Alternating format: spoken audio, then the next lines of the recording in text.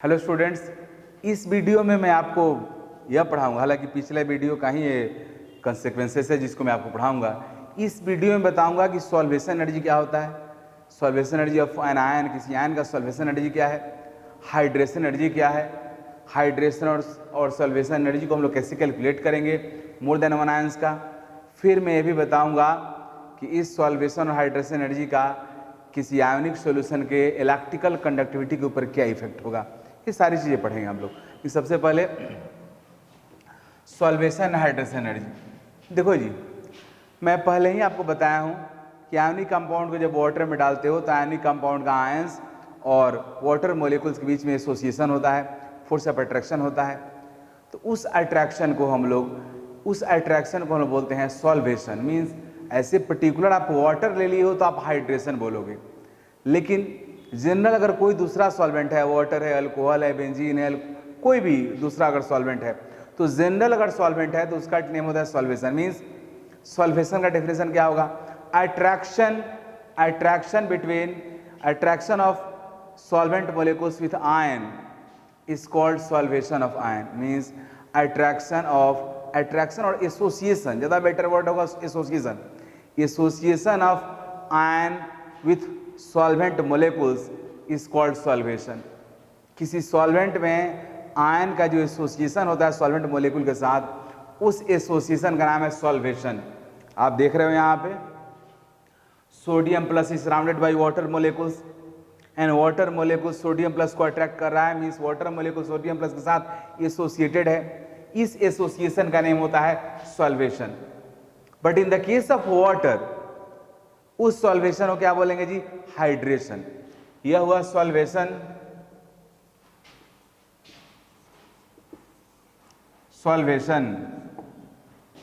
In the case of water this solvation is called hydration. Means hydration एक special name हुआ और solvation एक general name हुआ।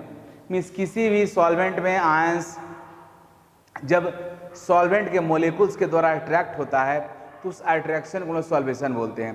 Means association of ion with solvent molecules is called solvation. But अगर आप हमारा solvent अगर water है तो उस सॉल्वेशन को क्या बोलेंगे जी? हाइड्रेशन बोलेंगे। अब अगला point solvation energy. Means solvation energy किसको बोलते हैं? सॉल्वेशन एनर्जी का डेफिनेशन होता है it is heat energy released during association of solvent molecules with ion. Solvent molecules का आयन के साथ जो एसोसिएशन होता है, उस एसोसिएशन के ड्यूरिंग जो एनर्जी रिलीज होता है that is called solvation energy. But in the case of water this solvation is called hydration energy. Means अब मैं आपको सॉल्वेशन और सॉल्वेशन एनर्जी बता दिया। अब हाइड्रेशन पे ही फोकस करता हूँ क्योंकि हमें वाटर का ही पढ़ना है। यहाँ पे जनरल टर्म सॉल्वेशन होगा बट वाटर के लिए हाइड्रेशन होगा। जनरल टर्म सॉल्वेशन एनर्जी होगा बट वाटर के लिए क्या होगा? हाइड्रेशन एनर्जी होगा। तो अब मैं फोकस कर रहा हूँ हाइड्रेशन और हाइड्रेशन एनर्जी पे। तो देखो जी, हाइड्रेशन एनर्जी का डेफिनेशन क्या होता है? हाइड्रेशन एनर्जी का डेफिनेशन होता है it is heat energy released during association of ion with water molecules. Ion का वाटर मोलिक्यूल के साथ जो एसोसिएशन होता है, उस एसोसिएशन के ड्यूरिंग जो एनर्जी रिलीज होता है, जो एनर्जी बाहर निकलता है, उसी एनर्जी को हम बोलते हैं हाइड्रेशन एनर्जी। अब पॉइंट है कि एनर्जी बाहर क्यों निकलेगा? तो याद रखिए, मैं पहले भी बताया हूँ और आगे बताते रहूँगा। पूरे केमिकल बॉन्डिंग में एनर्जी को मैं बहुत डिटेल में एक्सप्लेन करूँगा। जब कोवलेंट बॉन्डिंग पढ़ाऊँगा तो और ज़्यादा कंसंट्रेट होकर के, डेडिकेट होकर के आपको बताऊँगा एनर्जी और different forms of energy and different type of conversions of energy. Everything will be discussed. But right now I am telling that कि जब भी किसी सिस्टम का स्टेबिलिटी बढ़ेगा पक्का उसका एनर्जी डिक्रीज होगा, क्योंकि stability and energy, potential energy, दोनों एक दूसरे का इनवर्सली प्रोपोर्शनल होता है। तो आप देख रहे हो जैसे ही आपने आयन को, सोडियम को आपने वाटर में डाला, वाटर मोलिक्यूल सोडियम प्लस को अट्रैक्ट कर लिया। इस अट्रैक्शन की वजह से सोडियम प्लस का वाटर में क्या बढ़ गया? स्टेबिलिटी बढ़ गया। सोडियम प्लस का वाटर में स्टेबिलिटी बढ़ गया था, पक्का एनर्जी क्या होगा? रिलीज होगा, बाहर निकलेगा। तो जो एनर्जी बाहर रिलीज होता है उसी एनर्जी को बोलते हैं hydration energy. Means it is heat energy released during association of water molecules with ion. Water molecules का आयन के साथ जो एसोसिएशन होता है, उस एसोसिएशन के ड्यूरिंग जो एनर्जी रिलीज होता है उसको बोलते हैं हाइड्रेशन एनर्जी। अब अगला पॉइंट यह है कि हाइड्रेशन एनर्जी डिपेंड किस पे करेगा। तो हाइड्रेशन डिपेंड करेगा कितना एसोसिएशन हुआ, मीन्स कितने मोलिकुल आयन के साथ एसोसिएट हुए हैं। सोडियम प्लस से जितना ज्यादा वाटर मोलिकुल एसोसिएट होगा उतना ज्यादा सोडियम प्लस का स्टेबिलिटी होगा, और जितना ज्यादा सोडियम प्लस का स्टेबिलिटी होगा उतना ज्यादा एनर्जी रिलीज होगा। तो क्लियर हो गया, hydration energy directly proportional to number of water molecules associated with ions. तो हाइड्रेशन एनर्जी का डेफिनेशन क्या होगा जी? हाइड्रेशन एनर्जी का डेफिनेशन होगा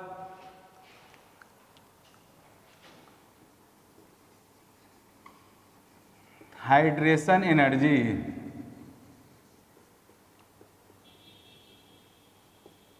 इसका डेफिनेशन होगा it is heat energy released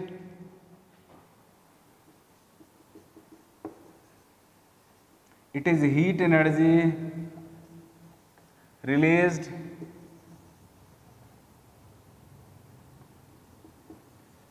during association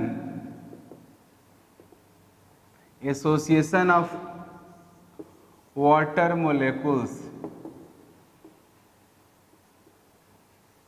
with ion with right. अब पॉइंट है हाइड्रेशन एनर्जी का जो मैग्नीट्यूड होगा वो किस पे डिपेंड करेगा। तो जितना ज्यादा वाटर मोलिक्यूल एसोसिएट होगा उतना ज्यादा होगा, means hydration energy is directly proportional to number of water molecule associated with ion. Number of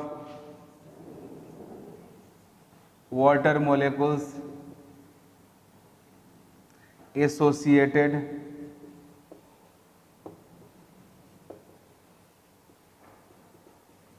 with ion, means जितना ज्यादा वाटर मोलिक्यूल आयन से एसोसिएटेड होगा उतना ज्यादा क्या होगा? हाइड्रेशन एनर्जी होगा।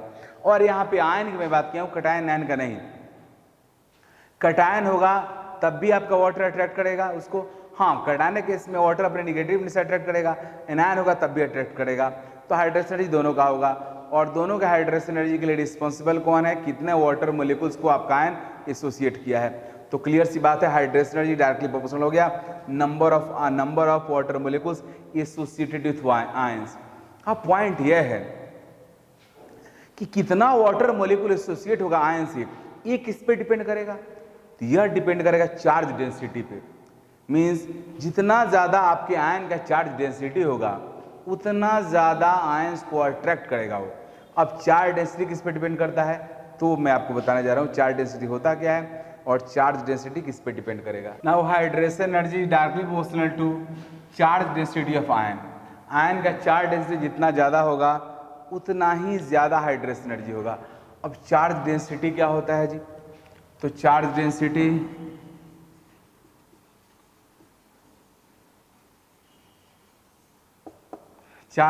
होता है charge by size.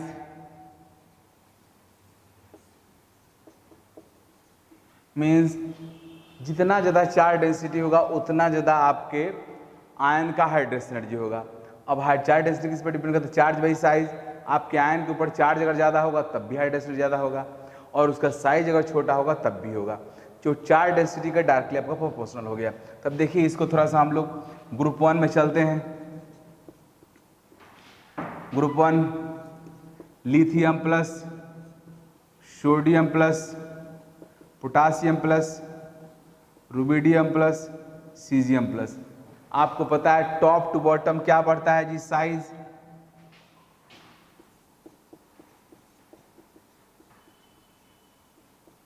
Size increase होता है, चार्ज सब पे सेम है, 1 यूनिट पॉजिटिव है, और साइज आपका बढ़ रहा है तो क्या घट रहा होगा? Charge density.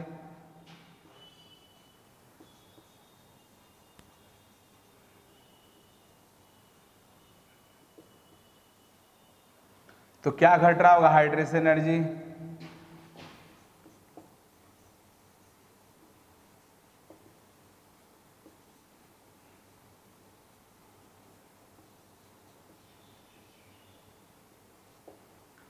Means hydration energy का ऑर्डर क्या हो जाएगा इन लोगों का? हाइड्रेशन एनर्जी का ऑर्डर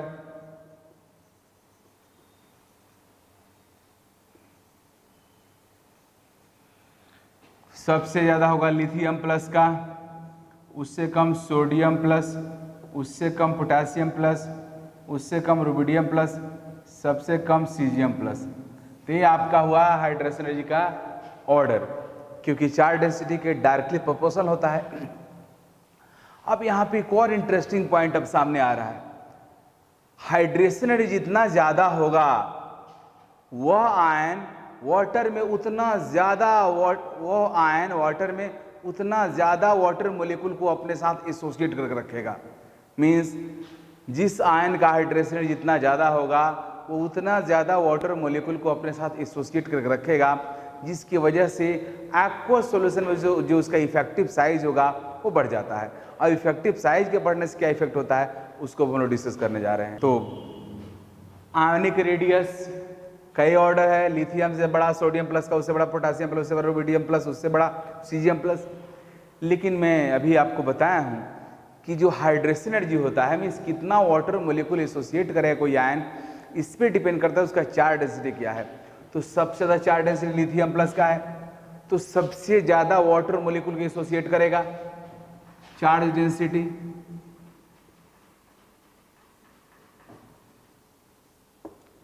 लिथियम प्लस का सबसे बड़ा, उससे कम सोडियम प्लस, उससे कम पोटेशियम प्लस, उससे कम रुबिडियम प्लस, उससे कम सीजियम प्लस, राइट। अब इसका मीनिंग हुआ कि लिथियम प्लस सबसे ज्यादा वाटर मोलिक्यूल को एसोसिएट कर रखेगा। आपको मैं थोड़ा सा क्लियरिटी के लिए मैं बता दूं, एज फॉर एग्जांपल, अगर मैं एग्जैक्ट डेटा नहीं बोल रहा हूं लेकिन आपको समझाने के लिए मैं रिलेटिव डेटा ले रहा हूं। अगर लिथियम प्लस वाटर में सीजियम प्लस तुम्हारा अगर वाटर में 50,000 वाटर मोलिक्यूल को अगर एसोसिएट करेगा, सीजियम प्लस अगर 50,000 वाटर मोलिक्यूल को एसोसिएट करेगा, तो lithium plus 50 lakh water molecule को एसोसिएट करेगा। माइंड इट, मैं क्या बोल रहा हूं कि चार्ज डेंसिटी का इतना बड़ा फर्क हो जाता है कि सीजियम प्लस अगर 50,000 वाटर मोलिक्यूल को एसोसिएट करेगा तो आपका लिथियम प्लस 50 लाख को करेगा। इसका मतलब यह हुआ कि वाटर में इफेक्टिव जो साइज होगा वो लिथियम प्लस का वो सीजियम प्लस से बहुत बड़ा हो जाएगा, क्योंकि अगर सीजियम प्लस 50,000 वाटर मोलिक्यूल को लेकर के चलेगा तो हमारा lithium plus 50 lakh water molecule को लेकर चलेगा। और इस वजह से effective size of ions in water will be changed. Means water में जो साइज होता है उसको हम लोग हाइड्रेटेड रेडियस बोलते हैं और एक्वस रेडियस बोलते हैं। हाइड्रेटेड और एक्वस रेडियस डायरेक्टली प्रोपोर्शनल होता है हाइड्रेशन एनर्जी का। तो देखो जी, यहां पे मैं थोड़ा सा पहले हाइड्रेशन एनर्जी का ऑर्डर लिख दूं। हाइड्रेशन एनर्जी लिथियम प्लस सबसे ज्यादा, sodium plus, potassium plus, rubidium plus, caesium plus. अब हाइड्रेटेड रेडियस का ऑर्डर क्या होगा? तो जो हाइड्रेशन एनर्जी का ऑर्डर है, hydrated radius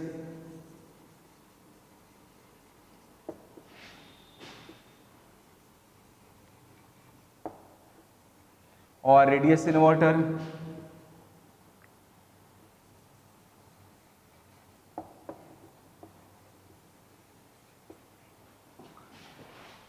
lithium plus aqueous सबसे बड़ा, उससे छोटा सोडियम प्लस एक्वस, उससे पोटेशियम प्लस एक्वस, उससे कम रुबिडियम प्लस एक्वस, उससे कम सीजियम प्लस एक्वस, राइट। तो ये हुआ हाइड्रेटेड रेडियस का ऑर्डर। इसका मीनिंग यह हुआ कि वाटर में इफेक्टिव साइज सबसे बड़ा किसका होगा जी? लिथियम प्लस का, उससे छोटा सोडियम प्लस का, उससे छोटा पोटेशियम प्लस का, उससे छोटा रुबिडियम प्लस का, सबसे छोटा सीजियम प्लस का। अब इसके वजह से कंडक्टिविटी पे क्या इफेक्ट होगा? मींस कंडक्टिविटी और कंडक्टेंस ऑफ सॉल्यूशन। जैसे अगर मान लो आपको दो सॉल्यूशन दिया गया, this is aqueous solution of sodium chloride and this is aqueous solution of caesium chloride. Solution one, solution second, aqueous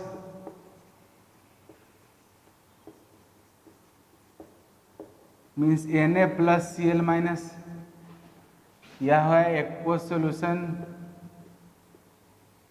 of caesium chloride, caesium plus Cl minus. अब इनका electrical conductivity को मेजर करना है कि कौन मोर electrically conductive होगा। तो देखो जी, इलेक्ट्रिकल कंडक्टेंस के लिए कौन रिस्पॉन्सिबल है? एक्वस सॉल्यूशन मीन्स इलेक्ट्रोलाइट का जो सॉल्यूशन होता है, मीन्स आयनिक कंपाउंड का जो सॉल्यूशन होता है वो भी कंडक्टर होता है, लेकिन उसके कंडक्टेंस के लिए रिस्पॉन्सिबल होता है आयंस और आयंस का मोशन। क्योंकि कंडक्शन का मीनिंग हुआ किसी सॉल्यूशन से करंट पास करे। करंट का मतलब क्या हुआ? करंट का मीनिंग हुआ Q/T, मीन्स जितना ज़्यादा चार्ज पास मोशन करेगा उतना करंट होगा, और चार्ज जितना फास्ट मोशन करेगा एक जगह से दूसरी जगह जाने में उतना कम टाइम लगेगा, टाइम जितना कम लगेगा उतना ज़्यादा करंट होगा। मीन्स आयनिक कंपाउंड के सॉल्यूशन का जो इलेक्ट्रिकल कंडक्टिविटी होता है वो दो फैक्टर पर डिपेंड करता है। पहला फैक्टर नंबर ऑफ आयंस और दूसरा फैक्टर आयनिक वेलोसिटी, जिसको आयनिक मोबिलिटी भी कहा जाता है। मोबाइल का मतलब क्या होता है? मोशन करने वाला। इसलिए तो आजकल बोलते हैं मोबाइल फ़ोन, एक ऐसा फ़ोन जो क्या है? मोबाइल है, उसको लेकर के आप घूम सकते हो। अब हुआ क्या कि दोनों में देखना है मोर कंडक्टिव कौन होगा, तो हमें देखना होगा कि किसका आयंस का नंबर तो सेम है, 1 मोल ए भी है, 1 मोल यहाँ भी ए भी है, तो आयंस का नंबर दोनों में सेम होगा। तो विच फैक्टर विल डिसाइड? तो डिसाइड करेगा आयनिक मोबिलिटी। जिस सॉल्यूशन के आयंस का वेलोसिटी ज़्यादा होगा, आयनिक मोबिलिटी ज़्यादा होगा, उसका आयन फटाफट मोशन करेगा, एक जगह दूसरी जगह जाने में टाइम कम लगेगा, तो उस सॉल्यूशन में करंट ज़्यादा होगा। तो चेक करते हैं। अब दोनों में एनायन तो कॉमन है, Cl माइनस, कौन डिसाइड करेगा जी? कटायन, सोडियम प्लस और सीजियम प्लस। अब जिसका आयनिक मोबिलिटी ज़्यादा होगा, इसका आयनिक वेलोसिटी ज़्यादा होगा, वो सॉल्यूशन मोर कंडक्टिव होगा। तभी यहाँ पे मैं बताया हूँ हाइड्रेटेड रेडियस का ऑर्डर है, जिसका रेडियस जितना बड़ा होगा उसका वेलोसिटी उतना ही छोटा हो कम होगा।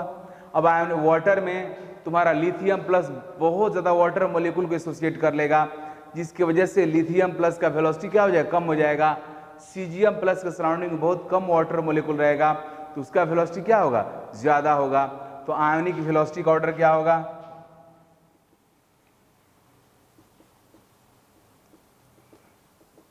आयनिक वेलोसिटी जिसको हम बोलते हैं आयनिक मोबिलिटी,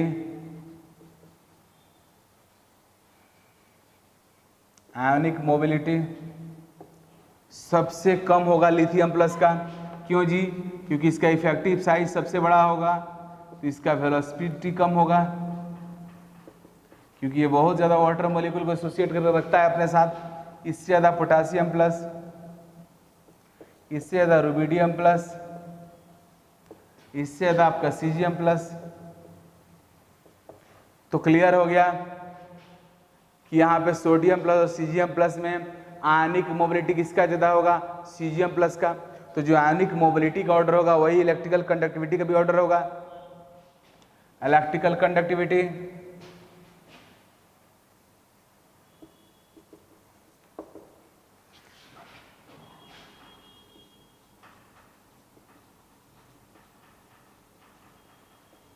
इलेक्ट्रिकल कंडक्टिविटी का ऑर्डर,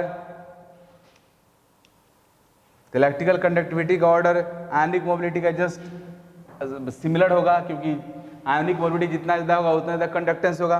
तो लिथियम प्लस का कंडक्टिविटी सबसे कम, उससे ज़्यादा सोडियम प्लस, उससे ज़्यादा पोटेशियम प्लस, उससे ज़्यादा रुबिडियम प्लस, उससे ज़्यादा सीजियम प्लस।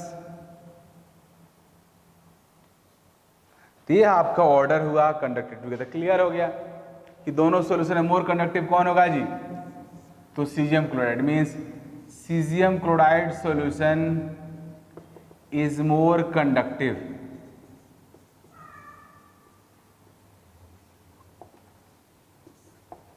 इस तरीका से एक कंडक्टिविटी को इफेक्ट करता है आपका hydration energy. Now I am going to discuss Born Haber cycle. Born Haber cycle एक ऐसा साइकिल है जो 1 मोल आयोनिक कंपाउंड के फॉर्मेशन को एक्सप्लेन करता है। Means 1 mole ionic compound form करने में हमें कितने स्टेप्स को पार करना पड़ता है, मींस किस किस स्टेज को पार करते हुए हम लोग 1 मोल आयोनिक कंपाउंड फॉर्म करते हैं, that is represented by Born Haber cycle. Born एक साइंटिस्ट हैं, हैवर भी अलग साइंटिस्ट हैं, मीन्स उसको हम लोग बॉर्न-हावर्ट साइकिल बोलते हैं। अब बॉर्न-हावर्ट साइकिल को एक्सप्लेन करने के लिए हमें कुछ और भी टर्मिनोलॉजी का इस्तेमाल करना पड़ेगा, जिसको समझना ज़रूरी है।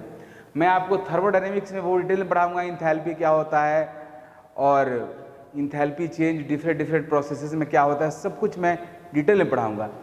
और इसी चैप्टर में केमिकल बॉन्डिंग में आपको आगे चल के बताऊंगा बॉन्ड एनर्जी क्या होता है, बॉन्ड डिसोसिएशन एनर्जी क्या होता है, everything will be discussed. But यहाँ पे मैं बेसिक आइडिया उसका दूंगा आपको, क्योंकि बॉर्न-हावर्ट साइकिल में मैं यूज़ करूँगा बॉन्ड डिसोसिएशन एनर्जी को, इस यहाँ पे मैं यूज़ करूँगा एनर्जी ऑफ सब्लिमेशन को, यहाँ पे मैं यूज़ करूँगा इलेक्ट्रॉन की एंथैल्पी को जो पहले से डिस्कस्ड है, यहाँ मैं यूज़ करूँगा आयनिक एनर्जी को, भी पहले से डिस्कस्ड है। तो इस तरह से यहाँ मैं यूज़ करूँगा heat of formation of ionic compound, जो मैं बताऊँगा क्या होता है। यहाँ मैं यूज़ करूँगा lattice energy of ionic compound. हालांकि बॉर्न-हावर्ट साइकिल का यूज़ लैटिस एनर्जी के डिटर्मिनेशन के लिए ही किया जाता है। अब लैटिस एनर्जी क्या होता है, ये सारी बातें मैं बताऊँगा। तो बॉर्न-हावर्ट साइकिल पढ़ाने से पहले, before discussing Born Haber cycle, I am going to discuss some terminology like heat of sublimation, heat of formation, lattice energy, bond dissociation energy. तो वन बाय वन करके देखते हैं। सबसे पहले heat of sublimation.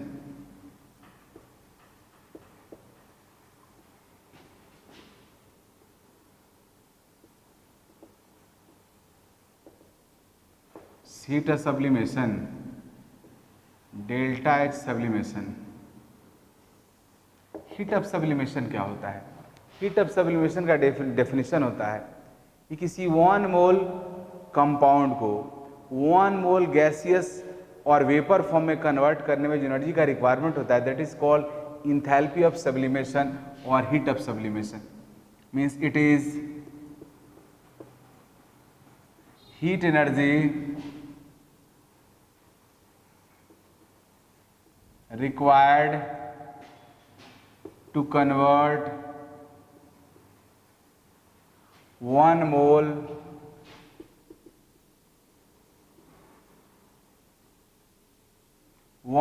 solid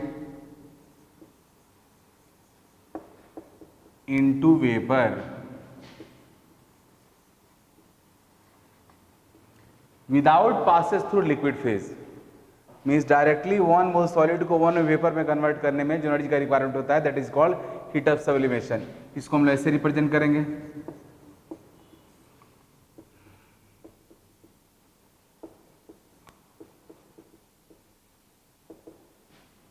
heat of sublimation में energy आपको देना पड़ता है, तो आपको पता है इंडोथर्मिक प्रोसेस का डेल्टा एच क्या होता है, पॉजिटिव होता है। मान लो x किलोजूल पर मोल है। यह हुआ heat of sublimation. Heat of sublimation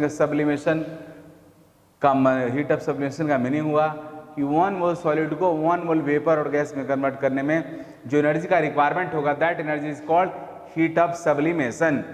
तो हो गया। अब अगला है bond dissociation energy. Bond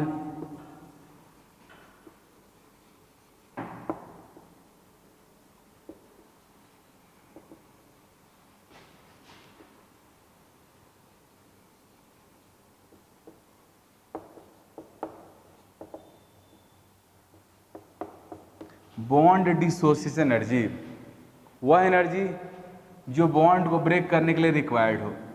bond dissociation energy क्या होता है? द बॉन्ड डिसोसिएशन एनर्जी का डेफिनेशन होता है, it is energy required to break 1 mole bond of a compound. किसी कंपाउंड के बॉन्ड को ब्रेक करने में जो एनर्जी का रिक्वायरमेंट होता है, that is called bond dissociation energy. इसको हम लोग डी से भी रिप्रेजेंट करते हैं। तो डेफिनेशन इसका लिखते हैं, it is energy required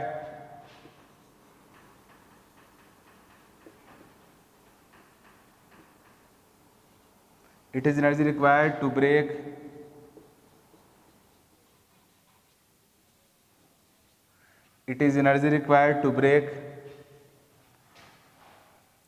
one mole bond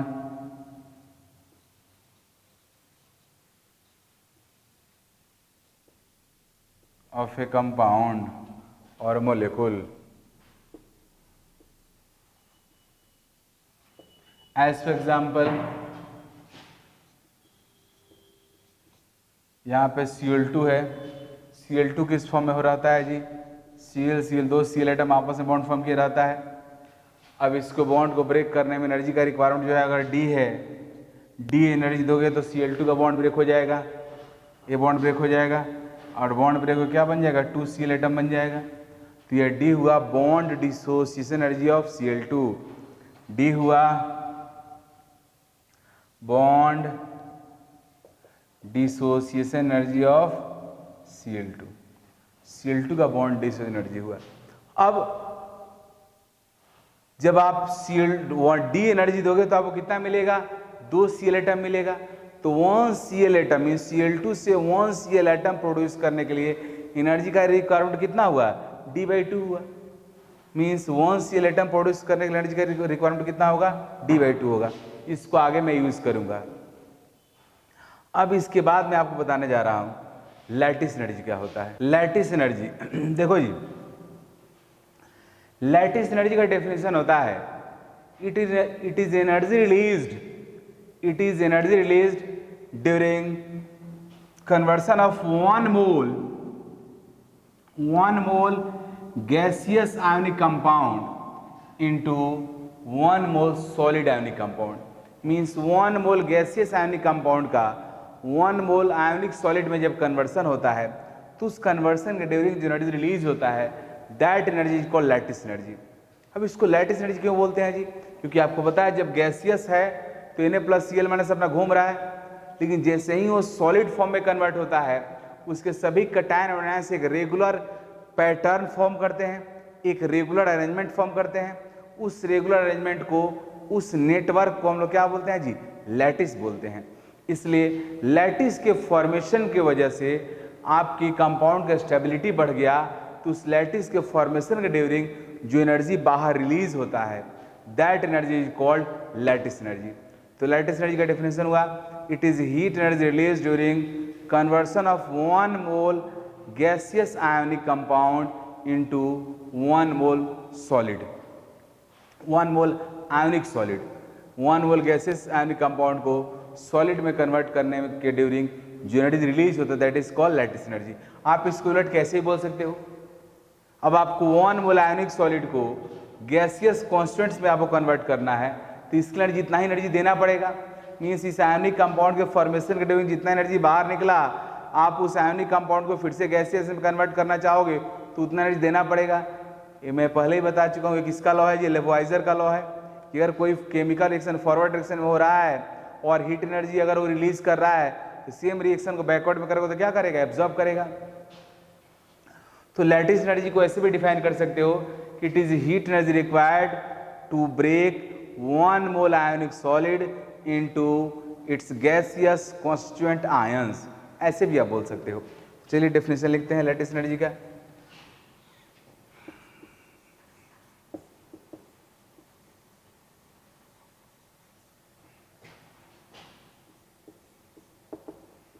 It is heat energy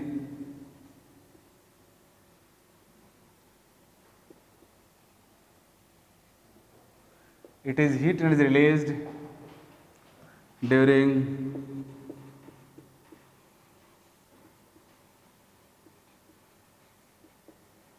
conversion of 1 mole gaseous ionic compound into ionic solid। into 1 mole ionic solid, right. In other words, दूसरे words में क्या बोल सकते हैं? In other words,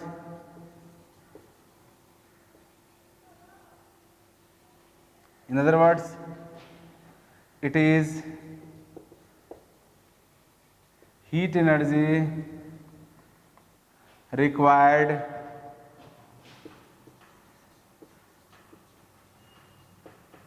to break 1 mole ionic solid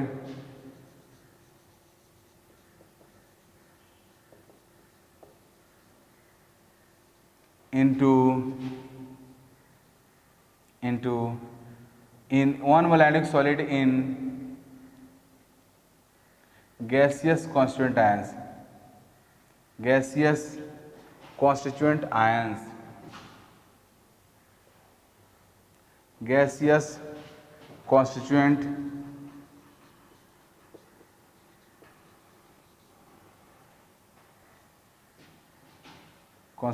ions, ऐसे भी आप बोल सकते हो। अब लैटिस एनर्जी रिलीज होता है, क्योंकि जब आप गैसियस आयनिक में कन्वर्ट हो, सॉलिड में कन्वर्ट होता है तो एनर्जी रिलीज होता है। जब आप सॉलिड को गैस में कन्वर्ट करोगे तो देना पड़ेगा एनर्जी। तो लैटिस एनर्जी को आप दोनों तरीके से डिफाइन कर सकते हो, हालांकि पहले वाला डेफिनेशन ज़्यादा बेटर है। बॉर्न-हाइवर्ट साइकिल शुरू करते हैं। हमें 1 मोल आयनिक कंपाउंड फॉर्म करना है।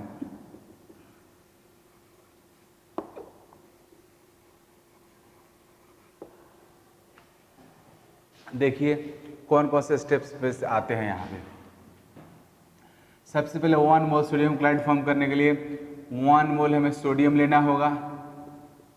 सोडियम रूम टेम्परेचर पर सॉलिड फॉर्म में रहता है, तो 1 मोल सोडियम, सॉलिड सोडियम को 1 मोल गैसियस सोडियम में कन्वर्ट करेंगे। 1 मोल गैसियस सोडियम में कन्वर्ट करने के लिए एनर्जी का रिक्वायरमेंट होगा, that is called enthalpy of sublimation. ये क्या होगा जी? Delta H sublimation. अब सोडियम 1 इलेक्ट्रॉन लूज करेगा, तो सोडियम को 1 इलेक्ट्रॉन लूज करने के लिए एनर्जी आपको देना पड़ेगा। जो एनर्जी आपको देना पड़ता है उसको क्या बोलते हैं जी? Ionisation enthalpy. Ionisation enthalpy. अब हमें क्लोरीन लाना पड़ेगा, जो क्लोरीन इलेक्ट्रॉन गेन करेगा, तो हमें 1 मोल क्लोरीन एटम चाहिए। क्लोरीन एटम क्लोरीन गैस से मिलता है। अब गैस से क्लोरीन एटम लेने के लिए आपको डी एनर्जी दोगे तो क्या होगा? Cl2 के बीच का बॉन्ड ब्रेक हो जाएगा, जो यहाँ पे देख रहे हो Cl Cl के बीच में बॉन्ड है, बॉन्ड ब्रेक हो जाएगा तो 2Cl मिलेगा, लेकिन आपको कितना चाहिए? 1 ही चाहिए। हमें 1 मोल Cl एटम का रिक्वायरमेंट है, तो क्या करेंगे जी? यहाँ पे 2 से डिवाइड कर देंगे, तो यहाँ तुम्हारा क्या हो जाएगा? 1 हो जाएगा, और यहाँ d/2 हो जाएगा, क्योंकि आपको पता है 2 मोल Cl एटम प्रोड्यूस करने में एनर्जी का रिक्वायरमेंट कितना हो रहा है? d हो रहा है। तो 1 मोल Cl एटम में एनर्जी का रिक्वायरमेंट कितना होगा? तो d/2 होगा, जो कि यहाँ पे मैं लिख दिया। अब अगला स्टेप में आगे बढ़ते हैं। अब क्लोरीन को इलेक्ट्रॉन देना, गेन कराना है। क्लोरीन जब इलेक्ट्रॉन गेन करेगा तो इस दरमियान जो एनर्जी एक्सचेंज होता है उसको क्या बोलते हैं? इलेक्ट्रॉन गेन इंथैल्पी बोलते हैं, राइट। अब सोडियम इलेक्ट्रॉन लूज करे, क्लोरीन इलेक्ट्रॉन गेन करके वो कैटायन और एनायन बन चुका है, मीन्स सब दोनों साथ में आ गया। Na+ Cl- gas, right. अब 1 मोल गैसियस आयनिक कंपाउंड हो गया है। अब इस गैसियस आयनिक कंपाउंड से इसको क्या बनाना है जी? आयनिक सॉलिड में कन्वर्ट करना है। तो 1 मोल आयनिक सॉलिड जब बनेगा तो एनर्जी जो रिलीज होगा उसको क्या बोलते हैं? Lattice energy.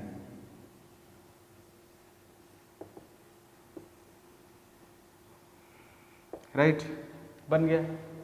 अब बॉर्न-हाइवर साइकिल स्टेप बता रहा है कि इतना सारा स्टेप्स फॉलो करना पड़ेगा तब 1 मोल सोडियम क्लोराइड फॉर्म होगा। अब यहां मैं रिप्रेजेंट कर रहा हूं डेल्टा एच एफ से, यह रिप्रेजेंट कर रहा है heat of formation of sodium chloride.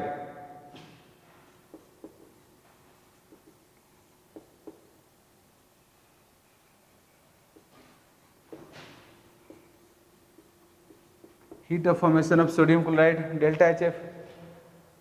अब इस पूरे मीन्स अगर डेल्टा एच एफ से मैं रिप्रेजेंट कर रहा हूँ heat of formation sodium chloride, तो heat of formation sodium chloride का डेफिनेशन क्या होगा प्लस समझ लो। इसका डेफिनेशन होगा it is heat energy, it is heat energy exchanged, it is heat energy exchanged. Exchange क्यों जी? क्योंकि ऑब्जर्व भी हो सकता है और रिलीज भी हो सकता है। It is heat energy exchanged during formation of 1 mole ionic solid, ionic solid 1 mole ionic solid from elemental states of its atom, from elemental states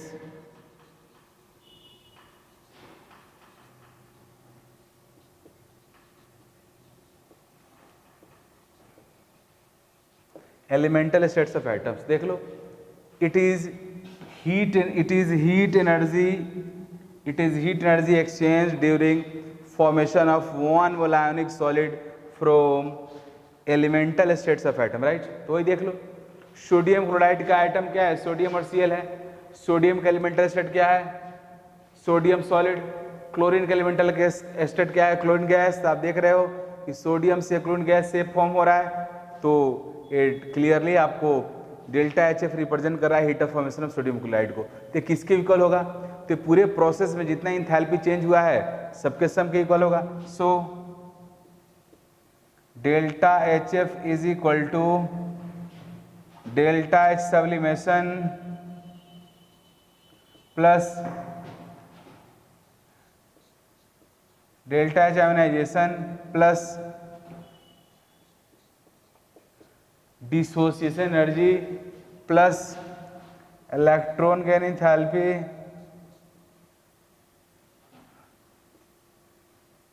minus lattice energy हो गया। अब यहाँ पे लैटिस एनर्जी निगेटिव हो गया, energy release होता है, जो एनर्जी रिलीज होगा वो निगेटिव होगा, जो एब्जॉर्ब होगा पॉजिटिव होगा, सब्लिमेशन पॉजिटिव होगा, ये भी पॉजिटिव होगा, ये भी पॉजिटिव होगा, ये निगेटिव होगा। मीन्स इलेक्ट्रॉन एंथैल्पी और लैटिस एनर्जी दो निगेटिव है, बाद बाकी आपका 3 पॉजिटिव है। अब डेल्टा एच फॉर्मेशन का वैल्यू पॉजिटिव होगा कि निगेटिव होगा, means heat of formation of sodium chloride positive होगा निगेटिव होगा, इस पर डिपेंड करेगा कि इन लोग का रिलेटिव वैल्यू क्या है। लेकिन ये क्लियर है कि अगर सोडियम क्लोराइड का हीट ऑफ फॉर्मेशन पॉजिटिव है, इसका मीनिंग हुआ सोडियम क्लोराइड के फॉर्मेशन के ड्यूरिंग एनर्जी ऑब्जर्व हुआ। अगर डेल्टा एच एफ निगेटिव हुआ, इसका मीनिंग हुआ सोडियम क्लोराइड के फॉर्मेशन के ड्यूरिंग हीट एनर्जी क्या हुआ? रिलीज हुआ। अब पॉइंट है कि बोर्न-हैवर्ट साइकिल का यूज क्या है।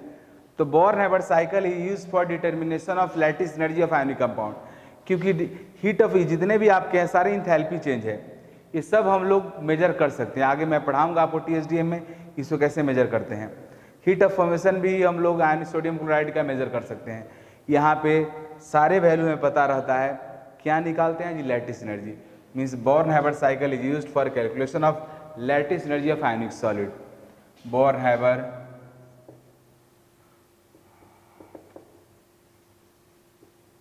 cycle is used for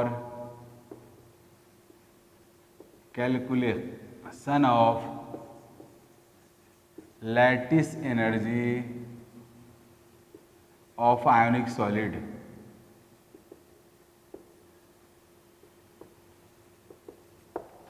means ionic solid के लैटिस एनर्जी को कैलकुलेट करने के लिए हम लोग बोर्न-हैवर्ट साइकिल पढ़ते हैं। This is very very important point, इसको आप दिमाग में रखिएगा। इस तरीके से मैं आपको बताया कि 1 मोल आयोनिक कंपाउंड को फॉर्म करने के लिए हमें कितने स्टेट्स को पार करना पड़ता है, कितने सारे काम करना पड़ता है। फिर मैं आपको ये भी बताया कि बोर्न हाइबर्ट साइकिल का इस्तेमाल लैटिस एनर्जी को कैलकुलेट करने के लिए किया जाता है। फिर मैं भी बताया कि सब छोटे छोटे टर्म्स का मतलब क्या होता है, heat of formation of a compound का मतलब क्या होता है, heat of formation of sodium chloride का मीनिंग क्या होता है।